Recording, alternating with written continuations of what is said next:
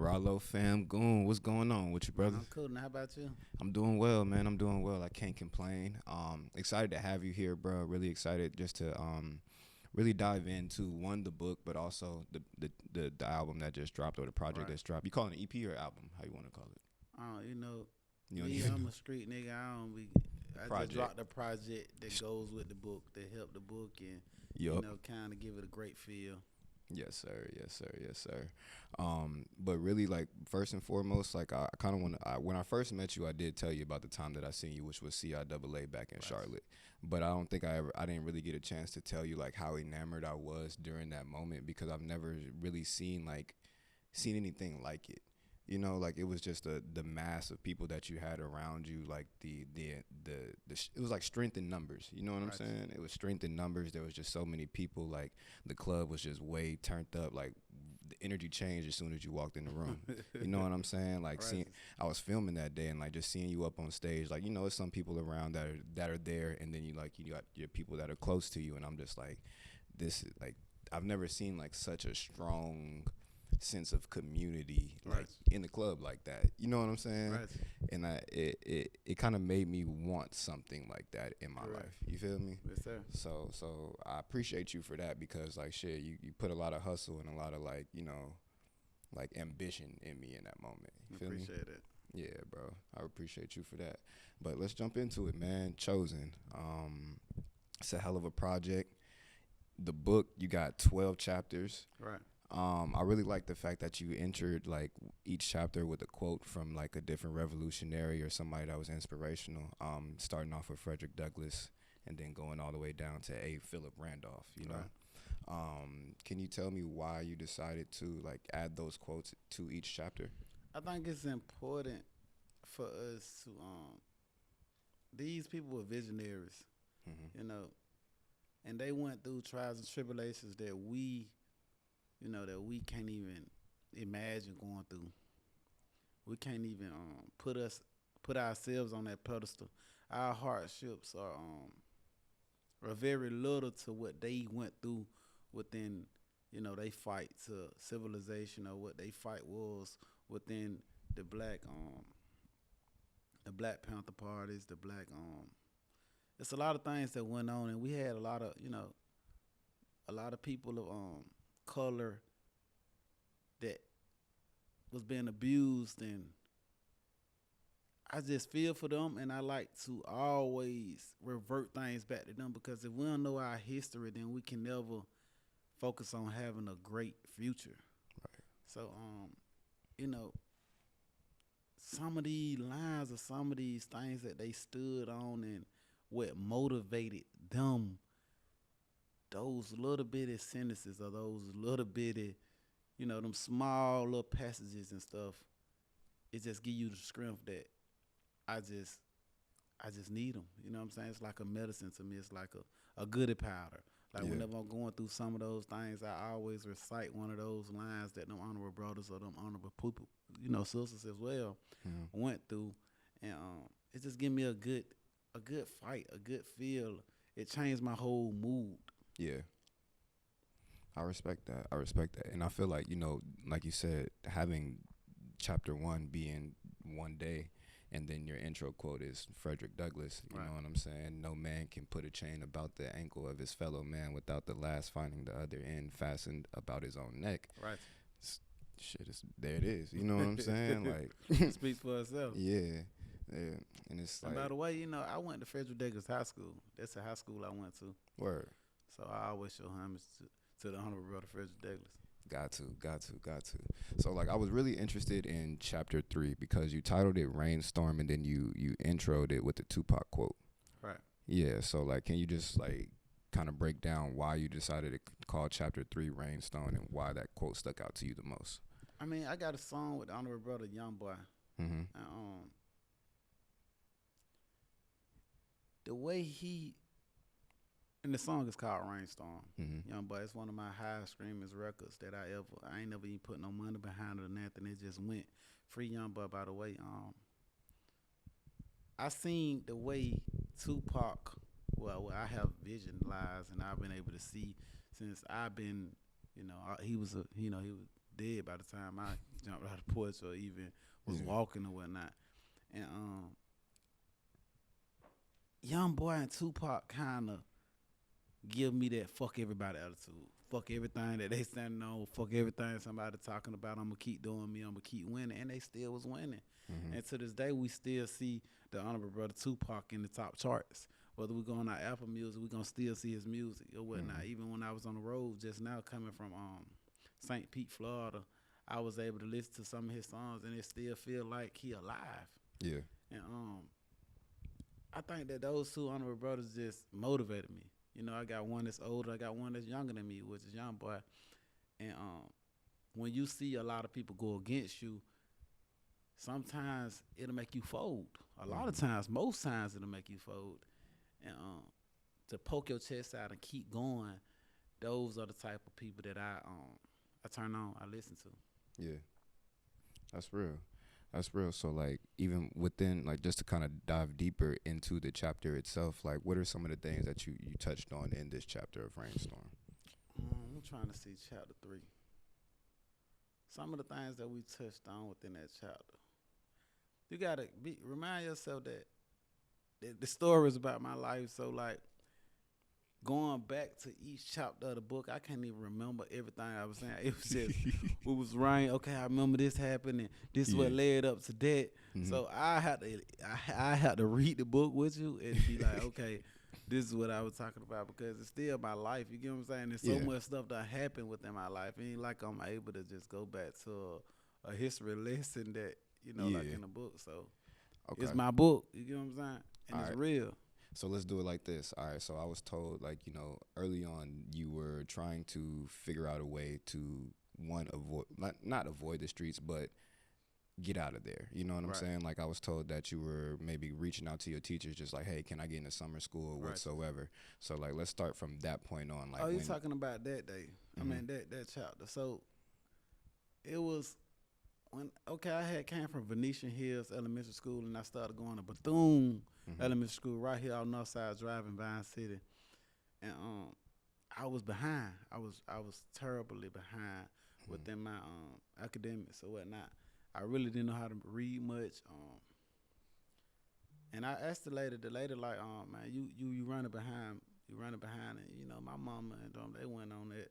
They weren't really paying attention to my if you get a report card, only way they looking at that motherfucker if it got A's on it. Straight you up. know what I'm saying? Yeah. If you ain't got no A's, you ain't getting no money, and you ain't getting no attention at all. So it was one of them things where if you wanted to do better, you really had to do that within yourself. And as a child, you know, a child wanting more for themselves is like, that's something that, you know, don't really come too common, because we kids. We really ain't on that. I want better for myself.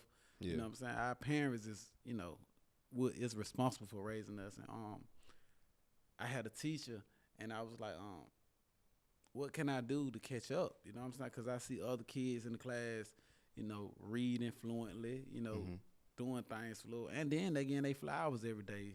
The teacher said, God, thank you for reading that. And I'm like, damn, I wish I could read that good, but not. So what she did, she put me in a summer school program. It was like a 30-day program or whatnot. And within that very small amount of time, I was able to start reading on the 6th grade reading level. So by the time I went back to school, which would be that 4th grade year, I was 9 years old, and now I'm reading on the 6th and the 7th grade reading level, and I was able to get my flowers in. You know what I mean? And just with that alone, you know, I always use that same method in anything I'm doing. Like, I never be like, okay, you know, I'm patient, don't get me wrong, but I don't ever be like, some shit can't happen. Yeah. I always be like, I don't give a damn what they talking about. It can happen. Do you think, like, in that moment, that was like where your leadership qualities like strengthened, like where you became more of a leader than what you may have been at that, like, you know, from shit? I can't say that because I still never felt like I was worthy of being a leader, and still to this day, I still, you know, I believe that you can't give yourself a position. You know what I'm saying? I think that the positions that are given throughout mankind came from God. Right. And we can't really question God. You know what I'm saying? And still to this day, I be on some shit like I keep myself humble. You know what I'm saying? I always put myself below that level so I can keep thriving and keep going. And I don't ever want to be able to overstep my boundaries. You know what I'm saying? So even back then, I never still felt like I was worthy of that leadership. You smell me? But it came a time in my life where I had to put my feet down on certain things. You smell me? Because there's a possibility I lose everything. So that's the only time I, put my feet down. Like, okay, enough is enough. We ain't doing this or we ain't doing that. You smell me? Yeah, that's real. That's real. I mean, that's the only thing you can do. I mean, you are a man, so at certain points in life, you just got to put your foot down. You feel me? Like, Right. you just got to put your foot down. But within that, I feel like that's a reason why a lot of people want to, quote unquote, be like Ralo. You know what I'm saying? Like, just have strength in numbers, people behind them, and I think that people want that, right? But I honestly don't think they really want that the because responsibility. like if you got, let's just say just 10, 10 people around you, and let's just say at the bottom you ain't giving them $300-$400. That's $4,000. You know what I mean? Think of the average person. If they got $300-$400 in their pocket, they go to Walmart, they go get some gas, they fuck around and buy that girl something to eat.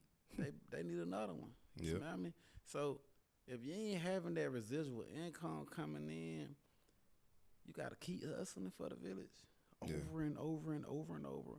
As long as we breathing, you got to keep doing that. So if you put it on the 20, 30, 40 people, I had 53 people living in my apartments in Pakistan. If you put it on that pedestal, I don't think they understand. Like, some niggas can barely even feed themselves. Some niggas don't even take care of their kids. Some niggas won't even send their baby mama $200-$300. So, like, you got all of these different fathers, and they got wives, and they got girlfriends, and some of these niggas be trying to get 2-3 girlfriends. So, like, I don't think people really got their mind on it because it's cool to go get your own apartment. It's cool to be able to go in your own kitchen, get you some milk, make you some cereal, or make you a little meal, fry you a piece of chicken on the skillet and stuff like that. But think if you got to do that for 30, 40 people every day of your life. Like, do you got 30, 40 beds? Do you got 30, 40 rooms? Do you got 10 cars for these people to drive in? Do you, like, the responsibility, the burden that carries on your shoulder, and then you be done did that shit for people for 5, 10 years, sometimes 20 years. And they say you ain't never did shit for them. That shit'll make you be like, I ain't doing this shit for nobody else. You smell me? So in order for me to keep pumping and keep going, I have to always revert to our higher power and be like, okay, if I don't do this, then I ain't here to do my job. You smell me? That's right. And that's who I got to answer to. You smell me? Yeah. I don't got to answer to mankind, but if you want to, if you want to take on that responsibility, you got to be ready for the strength. You got to be ready for the fight. Yeah, that's real. And like that damn, like that's the only way you can explain it, bro. You really just got to be ready. Like, if you can't handle that burden. That's a lot of insurances. It's a lot. That's a lot of water bills. That's a lot of people fucking up. Car accidents, tires going flat, oil changes, pipes busting at the house, HVAC niggas putting it over 72, and the AC supposed to be on a certain amount. Yeah. That's a lot of washing powder, bleach. You telling the nigga put on some better shoes because you know what I'm saying? That's a lot of different responsibilities, bro. Yeah. It's like having 50, 60 kids. You smell me? And that's a lot. It is a lot. But I mean, it's a lot of love too, though. Right. You know what I'm saying? Like, that's a lot of love. Like, to be able to cherish your people and like have that willingness in your heart to be like, all right, I'm tired right now, but I know you need this, and I can do this for you, so I will. Like, that kind of love is like, it's not necessarily seen in the world too often. You know what I'm saying? I see it. I mean, you see it because you see a lot of homeless people. Yeah. You see a lot of homeless people on the block, and they ran to drugs, they ran into alcohol, and this is their remedy to deal with that. I just don't believe. Like, I go back into the Bible, I go back to the Quran, I go back to the Torah, and I believe that God created all of us for our own individual chosen things. You smell me? Like I can't do what you do. You smell me? I can't do what LaShawn do. I can't do what she do. And I believe everybody serves a purpose. And I think that our kings amongst our people have became very selfish. You know what I'm saying? God gave us this wealth. This money don't belong to us. We can't take this shit with us. Mm-hmm. You smell me? And these people go build these big ass houses, and it's people supposed to be in these rooms. It's people supposed to be in these beds and stuff. Yeah. And so with the little I got, I try to, cover every base I possibly could until until I'm out of breath. You smell me? Yes, sir. All right, so let's talk about a couple of tracks that are on the project itself. The first one I do want to talk about is Slime Survivor, because I know that's also a chapter in the book, right? So yeah, can you break that song down for me? I mean, right when I heard the beat, Mm-hmm. and I had been a massive fan, and still to this day, I'm a big fan of the Honorable Brother Young Jeezy. Mm-hmm. You know what I mean? Like I think that he had an era that none of us can deny. I Straight think up. that he was the biggest of that time for a very long time, man. You used to say Jeezy's name and say something bad about him, and I punch your ass in the mouth. And I was that type of fan, and I was devoted to him. Yeah. And life take you on different tosses and turns, and being from the streets and shit. And as soon as I was able to have somebody to help me within my career, which was Gucci Man, I chose sides. You smell me? I immediately said, fuck everybody that ever went against Gucci. I'm team Gucci.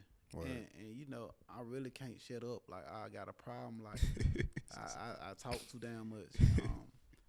I fucked around and said some shit cheesy like, man, fuck you, blase, whoop de whoop. He ain't really give me no pushback. His fans or whatnot did. But I was a young nigga. I was stupid. And I had a lot of power. I had a lot of money. And I had Gucci. You smell me? So, like, that was on me. You know what I'm saying? I did that. And I don't think he'll ever forgive me for it, of course. Word. But I used to listen to that record. You know what I'm saying? Soul Survival. And I really wanted to pay my homage. And at the same time, I always felt like I could rap a little bit. You smell me? I always felt like I could rap. And I always felt the authenticity in my music. You smell me? No bullshit, no fake shit. I don't care about the trend or what's going on. I know a lot of people going through or have been through what I'm going through. Yeah. You smell me? And with that, let's cut out all this bullshit and let's get tunnel vision on what's really going on. You smell me? All these motherfucking people is sliming us out, and we study supporting they records. We continue to support their crowds, and they not supporting us as people. They got money. They got way more money than me, and they won't even do a mustard seed of what I'm doing. You smell me? And I ain't trying to bash them or come on here and bash them or nothing like that. But I feel like the underdogs, like myself and others, we gotta bring each other up. The little that we do got, we gotta put that shit together. You smell me? If you can take a picture, come on and take the pictures. If you can do a video, come on and do the video. If you can drive, come on and drive. We gotta move in some kind of unit. You smell me? Whatever you got, let me put it with yours. You smell me? Whatever she got, and we do it. And a lot of us really don't get that credibility, nor do we ever achieve the success that I feel like we deserve. I feel like we're worthy of things that has been taken from us, and it's it's fucked up. But I'm standing on that. So Soul Survival is one of them things. Well, Slime Survival is for all the different people that have survived throughout this slime ass shit that's going on. You smell me? Yeah. I'm a Slime Survival. That's real. That's real. I appreciate you paying homage to Jeezy though. Like it takes a real humble man to be able to be like, you know what, I messed up. I'm still gonna show you love because we know, like, you feel me? Yeah, that's dope, bro. Yeah, I'm about to say shit. It can't even snow in Georgia without them making it snow, man. No cap. For real. All right, but the next one I do want to talk about is talking to myself. Right. Like, break that one down for me. Talking to myself is my highest streaming record. You know, organically, without no ads, without no push, without nothing, without even a video, of course. And I really was digging the song "Talking to My Scale" from Young Dolph. You know, I'm always playing homage. Whether a nigga like it or not, or a woman like it or not, I'm always continue to pay homage. But the honorable brother Dolph had said some shit, and I was like, damn. He was on some shit like, fuck all this bullshit. I'ma keep going. You smell me? And within that song, you know, Kenny Money had went up on me on Instagram and said something like clickbait. I ain't doing no clickbait and stuff like that. I'm like, damn, then my man, I really love Dolph. Like, I really love him. Like, I might talk a lot and I might post a lot of shit and I might be very outspoken. Yeah. But what I say ain't for clout. You smell me? I really fuck with people. Like, I'm one of the only ones that still fucking with them. You smell me? And it hurt my heart. You smell me? It really had, like, I don't even see how the fuck they can see this is done for clout, because a clickbait, like, what the hell? Like, this man dead as hell. Like, he got kids and stuff like that. I'm just holding up the banner of Dolph. You smell me? So I really went sentimental on that song, because one thing we got is we got bullshit going on within our crew. You smell me? That I ain't gonna ever put on the interview, but we had shit going on within our inner family that needed to be addressed, and I addressed it within the music. Like, I ain't no sense of us going back and forth. I deal with my mental issues throughout my music. You smell me? So anything that ever go on, I just go in the booth. You smell me? I go in the booth and I record, and I learned how to record myself. These whole 7 songs I recorded myself out my phone, out BandLab. Word. And I started seeing the comments like, damn, this nigga know how to rap. Or damn, this the Ralo we were looking for. Or damn, this is him. Like, I never made the charts in my life. Like, I had all the features in the world. I had Future, Lil Baby, the biggest features in the world. Yeah. And I never made the top 200. You smell me? Until now. And I wasn't even trying to do that. I just was trying to attach an album to a book so we can, because this is our first time doing a book. I'm new to this shit. So I'm like, I know I can rap a little bit, and I know I can utilize my rap as a platform to bring more insight. Like right now, shit, if I wasn't rapping, we probably wouldn't be up here for the book. You smell me? Tight. So I was able to, I'm gonna utilize my platform to get our book out there a little bit more. You smell me? Inshallah, we supposed to be shooting documentaries and stuff like that and getting into the film world or whatnot. And that's what I did. And the talking to myself, I just pushed it out there, and I was like, damn, I really honestly didn't know that it was gonna go crazy big as it did. Yeah. But however, shit, I made charts, and I didn't even know that. I was just fucking around. I was riding through St. Pete listening to the Tupac situation. Yeah. On my thing, I was like, let me see who shit on the charts. I'm gonna listen to their album. You know what I'm saying? Cause it's a long ride. You be on that motherfucking car on the road. I like riding. I don't really like the airport shit. I don't know if it's because I got caught with all them drugs in the airport or what. But I'd be a little lazy. I don't want to fly no more either. Shit. I try to stay away from the airport. Unless I'm going overseas, of course, but I plan on doing like stuff, that type of shit later. But however, I'm just riding like, let's listen to some music. I'm on the chart, like, how the fuck I get on the charts? I see Chosen on that motherfucker. I'm like, damn, without no support, without no features like that, without no nigga posting my shit, bro. I made the charts without him. So that shit ain't do nothing but, I'm like, oh shit, you telling me I can do this? Shit, you know what I mean? How much money I paid Future and all the rest of these niggas for features trying to get on, and now I got on without it. You get what I'm saying? So that was like a accomplishment, because of course, you know, labels and niggas, they go buy their own records to fake the numbers and shit. But I ain't just on that. Like, I don't want to. I got a lot of money. I go buy me some views. I go buy my album a lot of times and make myself hit chart. But I like the organic shit. I'd rather have 10 organic views than 1,000 bullshit views, because then you'll never be able to identify what's going on or what you need to work on. Straight up. So Talking to Myself was one of them tracks that I really let a lot out. You smell me? And I can go listen to I can listen to 1,000 times. And so now I see why another motherfucker can listen to 1,000 times. But that's what I'm saying, bro. Like, I after the tape dropped, like, I had a couple of people just hit me randomly, be like, yeah, you heard that new Ralo? Like, you feel me? Chosen, everything like that. They was like, they love that Love Yours with you and Young Blue. Right. And then they told me they like that Talking to Yourself and also the Slime Survivor. So I was just like, bro, like. And that's why I'm having a hard time picking what the fuck record to push. Yeah. I really don't know. It's a whole new energy. Like, honestly, bro, when you dropped that, I think it was I'm Him. earlier Right. this year or Right. something like that. Like when you dropped that, I just felt like a whole different like Ralo coming. You feel me? Like so you recording all of these on BandLab yourself on phone, like that's like a different type of hunger because that's like what some of the young dudes are doing right now. Right. You know what I'm saying? Hitting that BandLab and then trying to cook it up. Shit, bro, you made a fire 7-piece. Shit, you don't even need no fries with it. You feel me? Like, Right. yeah, bro. So like, I'm just hella excited for like people being able to receive your book, receive your music in the year that you're about to have, man. Because Right. I feel like after everything that you've been through, it's just one of those times to kind of like the phoenix rising from the ashes type shit. You know? Yes, sir. But I mean, is there anything else that we need to know or that you want to share with the people before we get up out of here? I mean, I really want everybody to go into my book, get to know me. You smell me, and because I go and I do an interview or I go look at some shit online, I be like, what the hell? These people is crazy as hell. Like you don't know me. You know what I'm saying? Like Yeah.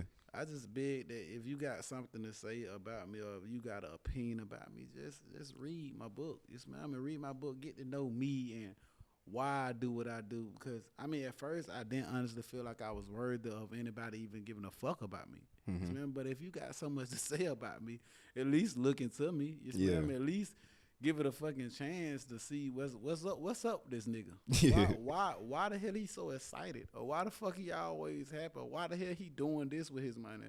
Or why the hell he loved off so much? Or why the hell it's the whys is in there. You smell me? The answers to your questions is in there. And I was just, if you got so much shit to say about me, just read into my story. You smell me? I just beg that you do that before I die. You smell me? None of us know. All of us is promised death. You smell me? None of us know when we gonna, visit that place. You smell me? Yeah. So before I even get up out of here, I check out of here. I bet that y'all just go read my book. There it is, y'all. Chosen, man. Go get that.